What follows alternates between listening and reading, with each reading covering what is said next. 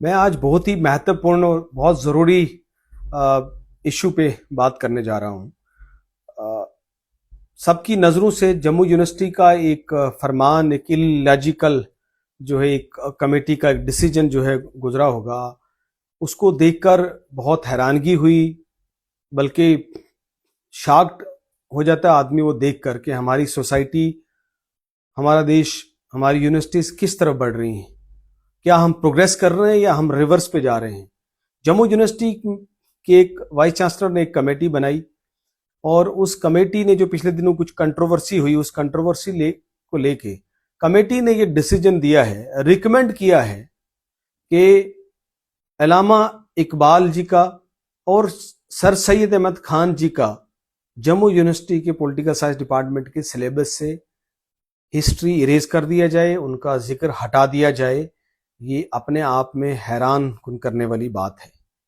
جو کمیٹی بنائی گئی، کیونکہ پچھلے دنوں ایک کنٹروورسی بنی، اس کنٹروورسی کو لے کے کمیٹی بنائی تھی، جو کمیٹی بنائی اس میں ایک بھی پولیٹیکل سائنس ڈپارٹمنٹ کا پروفیسر نہیں تھا، اور بڑا جو آپ کمیٹی کو دیکھو تو لگتا ہے کہ پولیٹیکلی موٹیویٹڈ ساری کمیٹی بنائی گئی۔ اور آپ سوچئے کہ ہو کیا رہا ہے۔ سر سید احمد خان، جن کا اس دیش کی فریڈم سٹرگل میں بہت بڑا رول رہا، جن کا ایجوکیشن میں اتنا بڑا دیش کے لیے کنٹریبیوشن ہے، جن کے نام پہ آج جنہوں نے ایک پریمیئر دیش کا انسٹیٹیوشن، دیش کا ایک پرسٹیجیس انسٹیٹیوشن علی گڑھ مسلم یونیورسٹی کی بنیاد جنہوں نے رکھی، جس وشو ودیالیہ، جس یونیورسٹی کو آج دیش نہیں بلکہ دنیا میں سراہا جاتا ہے۔ دوسری طرف علامہ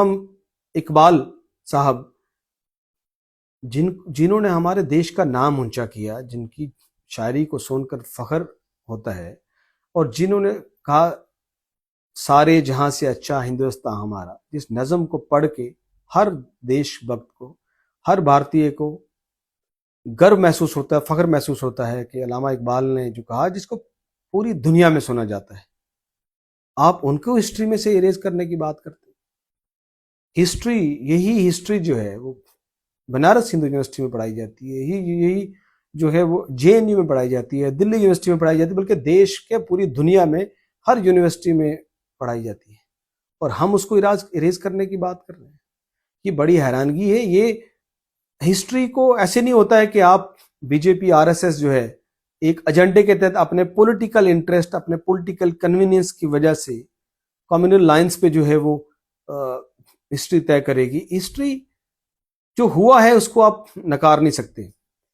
اور دوسری بات یہ ہے کہ جس طرح علی محمد جناح کے نام پہ کنٹروورسی، چلیے ٹھیک ہے، ان کو نکال دیجئے اس کا ذکر ہے، لیکن آپ ہسٹری میں ایسا نہیں ہوتا ہے کہ کس نے اچھا کیا، کون آپ کا دشمن ہے، اس کا ذکر نہیں ہوتا، بلکہ دشمن کا بھی ذکر ہوتا ہے کہ کون کس وقت ٹریٹر رہا، کس کا کیا رول رہا۔ تاریخ ہسٹری تو سب جاننی چاہیے نا، نہیں تو کیسے پتا چلے گا ہمارے آنے والی جنریشن کو ہسٹری۔ تو یہ تو ایک انفارچونیٹ انسیڈنٹ ہے، اور ہم اس کو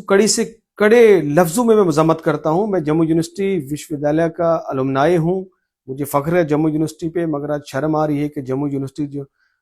ایک لیگیسی ہے اس کو خراب کرنے کی کوشش کی جا رہی ہے۔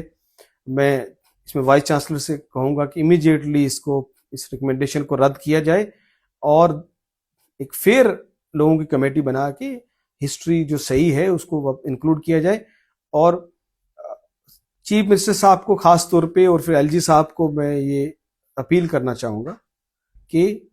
آپ اپنا رول پلے کریں، اپنی چپی توڑیں، اور فوری طور پہ اس فرمان کو جو ہے وہ رد کیا جائے۔ اور جتنا انٹلیکچول طبقہ ہے، پڑھے لکھے لوگ ہیں، جو دھیان رکھنے والے لوگ ہیں، ان سے بھی گزارش ہے کہ اس طرح کے ایشوز پہ آواز اٹھائیں، تاکہ